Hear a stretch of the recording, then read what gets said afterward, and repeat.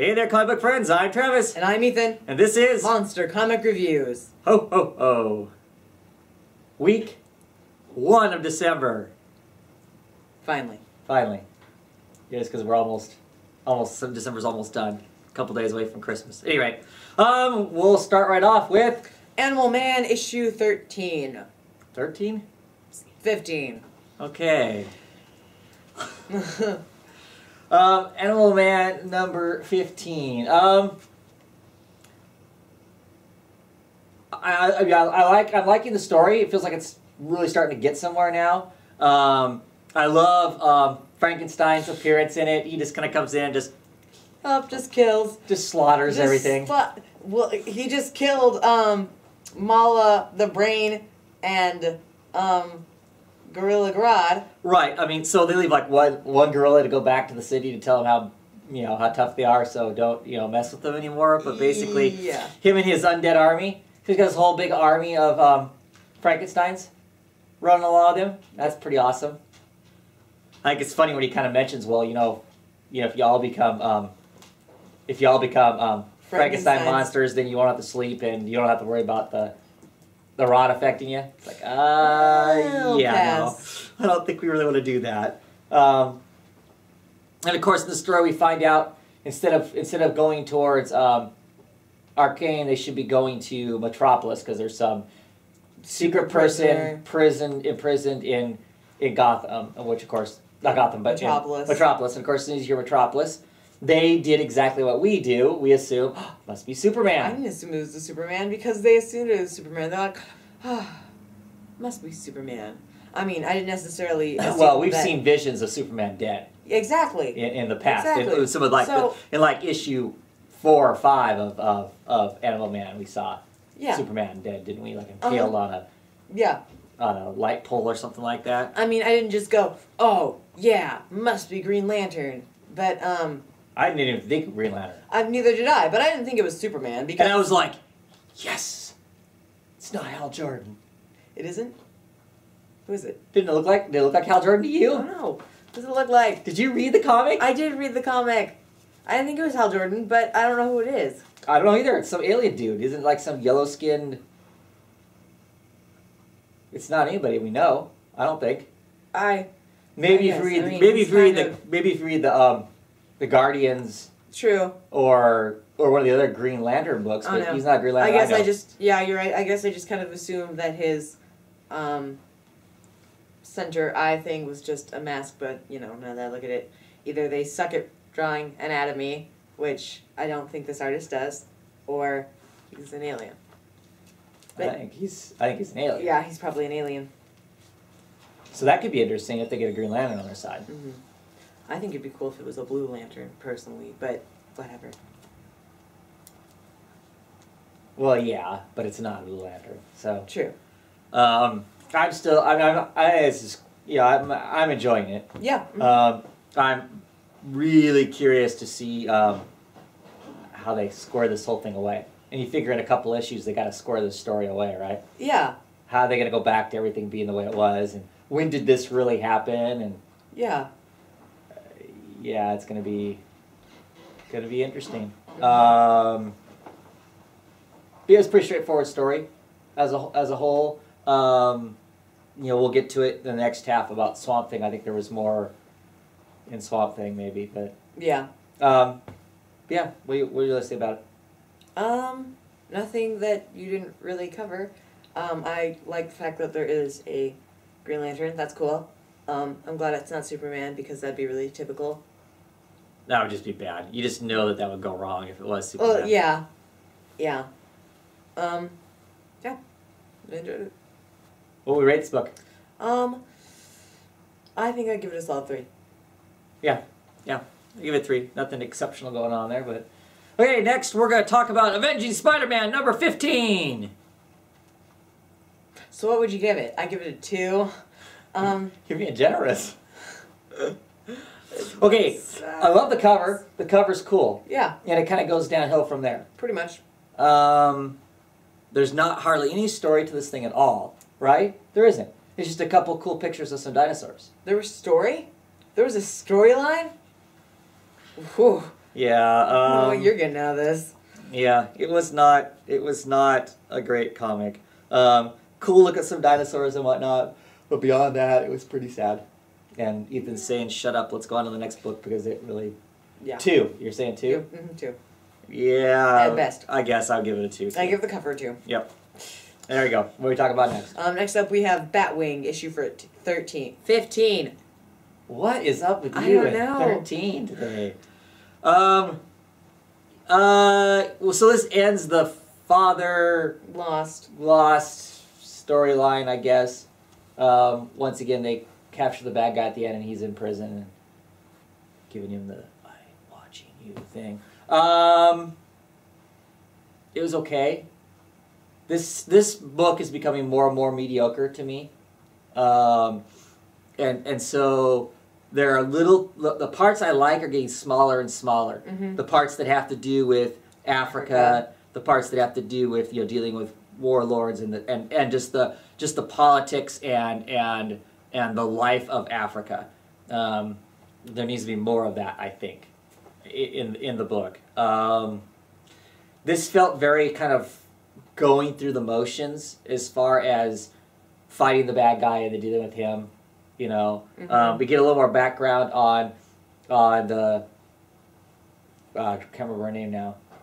Dawnstar, is that what she's calling herself, mm-hmm. as far as a superhero with her energy swords thing. We still need an explanation as to how she has superpowers, but no.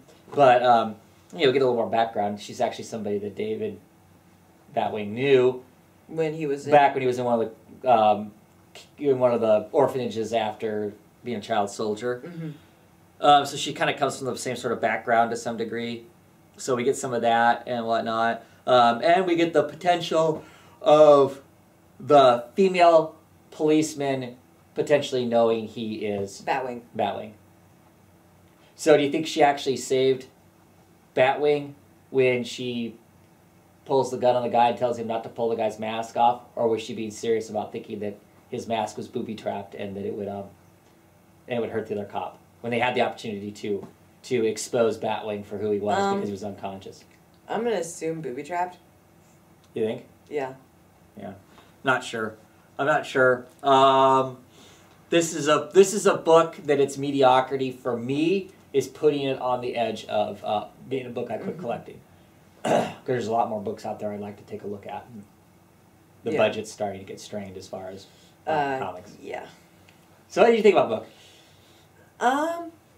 I didn't have any problems with it, but there was nothing necessarily about it that I liked a lot. I do have to say, though, Batwing really has to work on his whole let's go through tons of mind training so people don't take control of us, because he's no Bruce issue... Wayne. Yeah, exactly. With every single issue with Father Lost, he always ends up taking control of Father Lost, and in this issue, he goes crazy and starts beating the crap out of everybody. Yeah. So... Yeah. And the art wasn't great either. They've lost other good artists on it. The book first started, I had Ben Oliver, which was awesome. Marcus 2 was briefly on it, and he wasn't bad either. I know he's no longer on the book for whatever reason. And, the current artist is okay. Yeah. But there's nothing special there. There's nothing about it that's exciting. Yeah. So what would rate this book? I'd give it 2, I think. I think I'd give it a strong 2, but not quite a 3. It's a weak 3. I mean, there's nothing. It's not a bad book, but there's nothing exciting about it either. Nothing that makes me really. I don't care about picking up the next issue. I mean, I am getting it obviously, but I don't care. Yeah. So that's not a good sign for comic book. Anyway, next we're going to talk about Detective Comics number 15, one of the supposed Death of the Family tie-ins. What do you think? I like this issue. So here, just think back. Oh, Clayface stuff. Yeah. I feel sorry for Clayface, and I like it. I always like it when they make the villain not just the villain. When they give the villain some character, right? And some of their motivation, right. Besides, just taking over the world. Ooh, yeah, exactly. Where it's just, ooh, Clayface is robbing a bank. So, okay, Clayface is robbing a bank. But, you know, or, ooh, Clayface is beating up Batman because he hates Batman. Okay, fine. Right. But, you know, in this, in the end, you feel kind of sorry for Clayface because you find out that he and Ivy aren't married and they've had none of these experiences. But Ivy is using this thing that can even penetrate Clayface's clay. Yeah. And, you know, control him. So that's kind of sad on the Clayface part, but... What makes for a really good story, though. Yes. I mean, yeah, we definitely feel for Clayface by the end of it because he has been played. I mean, he's got this whole, like, months of life that he thinks he's lived. That he hasn't. That he's bonded with Ivy and hasn't. Of course, Ivy may be in real trouble now by the end of the book because he's not having none of it no more. Good.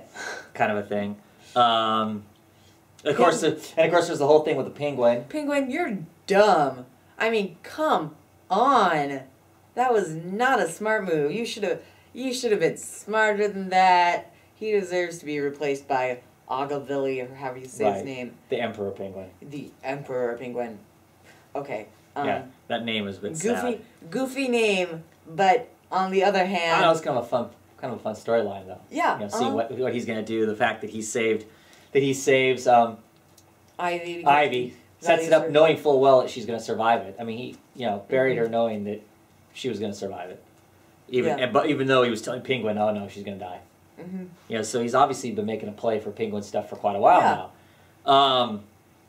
And how the Joker and the Penguin thing's all going to play out. That'll be curious to see how that... Well, Penguin's like, I'm going to leave you in charge. I'm just like, dumb. Well, I don't think he had a choice. True, but still, all the same... I don't think he had a choice. I guess. So when you say it's dumb, I don't know if it's dumb when you don't have a choice in the matter. Yeah, I really like the Clayface story too. Quite a bit. I love the backup story. The backup story was really cool too. Andy Clark, they need to get him more work. Andy Clark's the artist for the backup stories. He used to do artwork on quite a bit on like Rebels back before the 52. Really like his style. He also used to do quite a bit of I think he did quite a bit of Batman and Robin also. I think back in the first thing of Batman and Robin. I think he took over when oh, no, blank on his name. What's his face? Quit doing it. Anyway, they need to get him more work. They need to get him up. They need to get him an ongoing book somewhere, I think. Yeah. What would we rate this? I'm liking the new team. This John Layman and Jason Fabok, writer creative team. I think the book is way more enjoyable, despite the fact the cover is the exact same cover for Batman. I think I'd give it a strong 3. I give it 4. I really enjoyed it. I got a kick out of it. I like the whole Clayface story and whatnot. So, what are we talking about next? Next up we have Dial H, issue 7. Are you sure it's issue 7? Yeah, it's issue 7. Okay.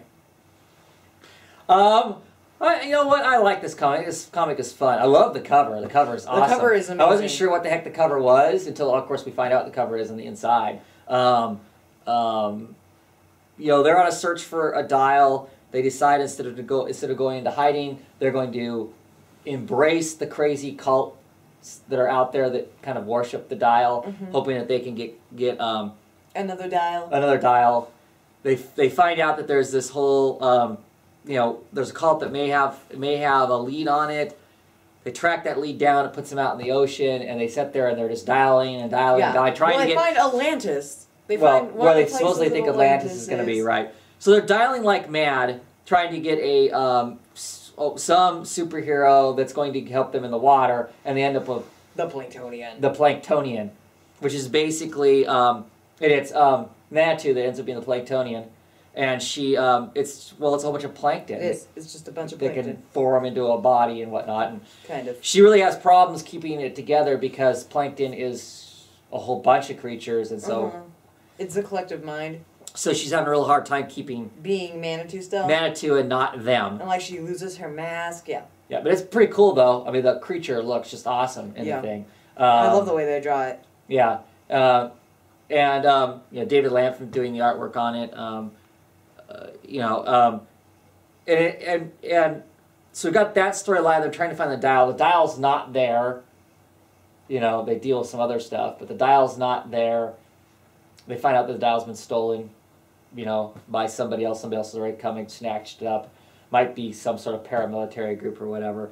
And then the other storyline that's going on is somebody else is hunting this dial down, and the people who are using it, this guy, who basically tracks down the Squid's old goons, the Squid and Dr. Void, or whatever the heck her name was, old henchmen.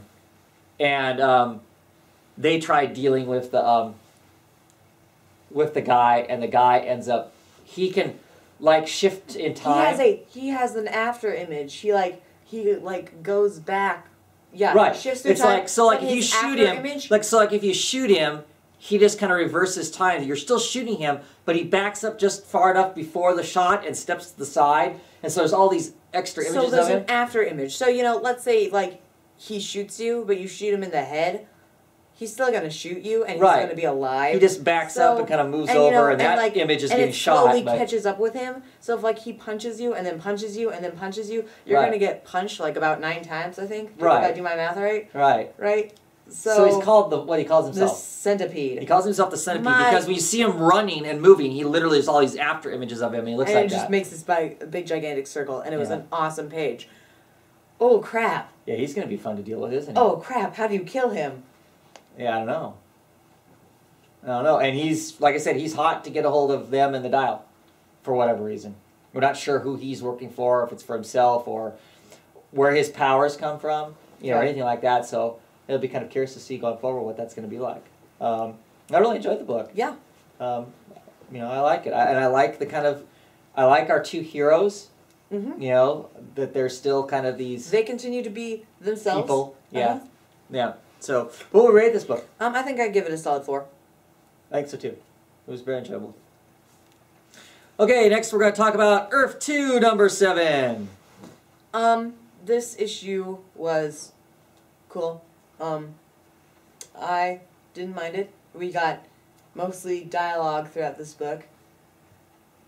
Yeah. What do you think of the Sandmen? I like the Sandmen. They're awesome. That's great. I think it's a cool new use of, you know, the old character and made him a group of people instead. So like super spies kind of thing. Yeah. I love the fact that at the end, how they talk about that there's going to be no fair play. Right. Because, you know, when they blast the crap out of Mr. Terrific, one of the most iconic things about Mr. Terrific is his fair play. Yeah, his fair play stuff. Yeah. That was fun. On the other hand, with Hawk Woman and Green Lantern, that was interesting. Good shot. Yeah. As she pins his ring and the picture of him and Sam to the wall. Yeah. I think Green Lantern also, though, needs to get a hold of himself a little bit. Yeah, well, yeah, he's going through a lot. I mean, obviously, you know, loses his loved one and whatnot. He kind of explains why he doesn't want to be part of a team because he's just never been a team player. I mean, so that justifies it, explains it better to us than just like in the last issue where it's like, nope, I'm just not part of a team. Yep. You know, that's just not his personality. Mind you, he still needs to get over himself, obviously. Yeah. Interesting to find out that Hawk Girl, her wings are a permanent fixture. Yeah. You know, obviously she got into something. She was basically kind of a Tomb Raider kind of a person and got herself into something and got herself hooked up. Right. So, but that's cool. Yeah, I like the story. I mean, I just really enjoy the book. I thought this is a pretty good story. Yeah, you're right. It was lots of conversations. You know, you got these, is okay. You got these, you know, you got the whole thing going on with the United Nations Army I think that will be a really interesting game of cat and mouse. It is because it's really who can dig up the dirt on who first to get the other person taken out faster. Right. Yeah. Yeah. So I think this is just setting up the next big thing that's going to go on and whatnot. I'm looking forward to more super heroics and that sort of end of things too and whatnot. But yeah, this was a very enjoyable book. What would we rate it? I think I'd give it a week 4. Okay. Yeah. I would give it a 4 too. What are we talking about last? Last up we have Hellboy in Hell, issue 1. So, yeah, we've never read Hellboy, really. We've read a few trades, I think, maybe. I don't think we've actually. No, we've never actually. We haven't ever I own read, some. I bought some. We haven't read them yet. We've never read anything that's just that that's has Hellboy as the main character. Yeah, we've just read the we have seen BPRD. some Hellboy, but I think the biggest part we've ever seen Hellboy have in anything is when we read that Abe Sapien miniseries, and Hellboy shows up at the end and says a few things. Yeah. And that's it. Yeah, you're right. So, obviously we have no idea what's really going on, but it does a very good job of very basically telling us what happens on the very first page. It just says, my God. It very simply goes, yep, this is what happened, this is what happened, this is what happened, so he's in hell. And they probably fought a dragon and died. Yep. Okay. Right. So, this is actual, Mike Mignola, he actually writes it and is doing the artwork for it, which I don't know how much often we see that anymore. It's crazy. I mean, hell, if he's in hell, hell is a Charles Dickens, partially a Charles Dickens. His experience in hell is actually partial, Christmas Carol, in the fact that, there's like, Bob Marley, or John Marley. And, Bob Marley. Yeah. And the Wailers, yeah. But John Marley's there with his chains and whatnot, and it's just crazy. Yeah. I don't know what I think of the book, though. I mean, I like it, but I don't know that it's told us enough to know, like, what the hell? Yeah, sorry. I liked it. I didn't have a problem with it. No, I did. I had one problem with it, not necessarily being the most new reader friendly. Okay, so after Hellboy slays the dragon, right, he slays the dragon just fine, okay? The dragon's dead, Hellboy's like, it's cool. And then there's some ghost that's like, if I'm going to hell, you're coming with me. And then it just rips his heart out. It's just like, right. What? What was up with that? Right. What? That's part of a story that we don't know. Obviously. Right. And that part was... I was just like... As a new reader is like, yeah. That was kind of... I mean, some of the other stuff I had no idea what they were talking about, but they did okay job of talking about it or saying, hey, we'll talk about it. Right. So, yeah.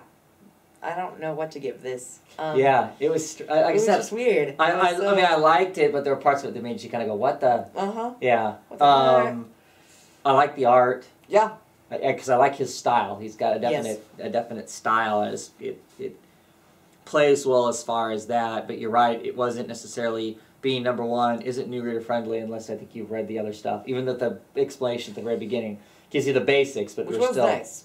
But there were still plenty of... There were still some things in there that was just like, excuse me? Yeah, is he still in hell? I wasn't sure. I think so. Or is he in limbo, or is he in... I think he's in limbo. I think he's like in limbo hell kind of sort of thing. I mean, because he wasn't really quite completely in hell yet when we Or did he go to hell and they pull him back up part way? I think so. I think only part way, though. See, it's... Oh, yeah. I don't think he's quite in hell, though, because at the beginning he's on the outer depths of hell when he's standing on that rock and being attacked by the gigantic bug things. You're right. Though he's not... They say, this is... You're on the outskirts. Right, because the guy with the hammer comes and tries beating him up, and that's... Yeah, it was... I didn't dislike the book, but you're right. I don't know how to rate it either. Yeah. I'm looking forward to the next issue. Yeah, me too. I give it generic number here. Yeah. I give it a huh. Not a bad huh. If anybody has an interest in the book, pick it up so you can join us in our kind of huh. Yeah. Together. I know people are afraid of some of these books because they're so big. They've got such a long history. They're afraid to jump in. Just jump in. And here you can actually jump in and say you jumped in at number one. Yep. Just like us. And then you can make videos too and go, huh. And we can all be huh together until we all figure it out, right? Sounds good. Well, that's it for this half, right? Yep. We'll be back in just a little bit with the second half of the first week of December. Bye.